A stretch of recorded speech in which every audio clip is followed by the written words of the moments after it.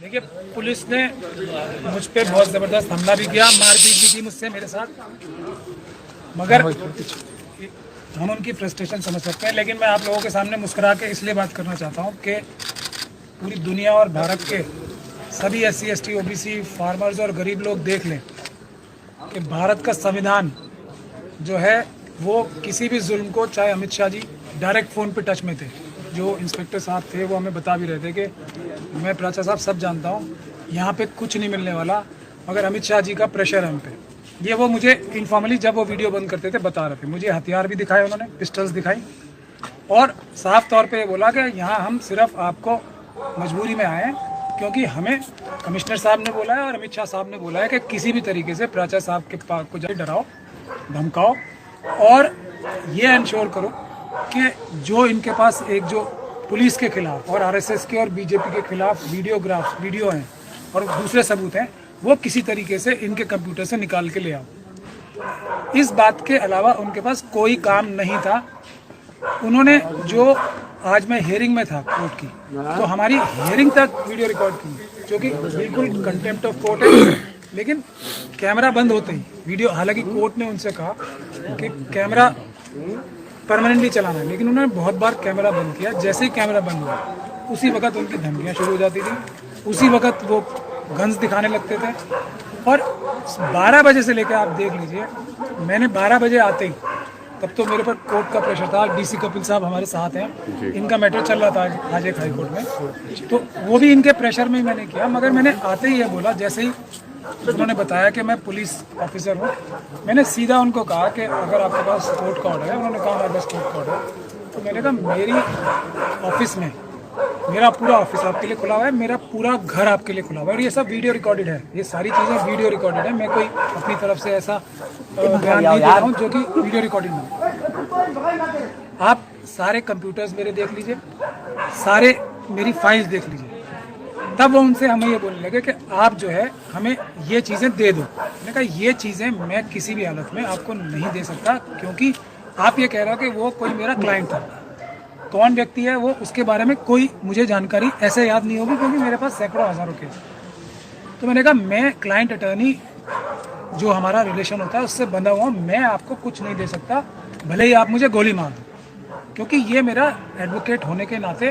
कानूनी फ़र्ज़ भी है। और एविडेंस एक्ट 126 ये कहता है कि मुझे क्लाइंट अटर्नी जो उसने इन्फॉर्मेशन दी है मैं कभी डिस्क्लोज़ नहीं करूँगा। तो मैंने इनको ये कहा कि ये आप चाहे कुछ भी कर लो, तो आप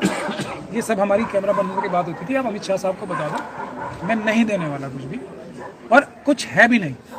आप खुद ले लीजिए, वो मैं आपको नहीं रोकूंगा, क्योंकि कोर्ट ने आपको ऑर्डर किया। आप मेरे सारे कंप्यूटर्स चेक कीजिए, मेरी सारी फाइल्स चेक कीजिए, मेरी बॉडी में से सब कुछ तलाशी ले लीजिए। उन्होंने मेरे बाथरूम्स तक देखे हैं जाकर, और सबकी वीडियोग्राफी है,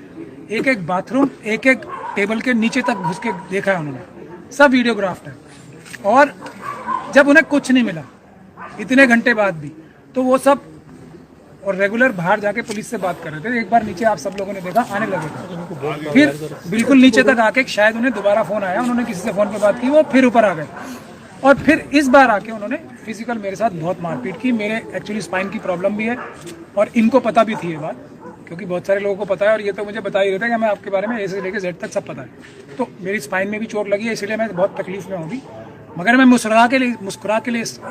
के इसलिए बात कर रहा हूँ कि जो लोग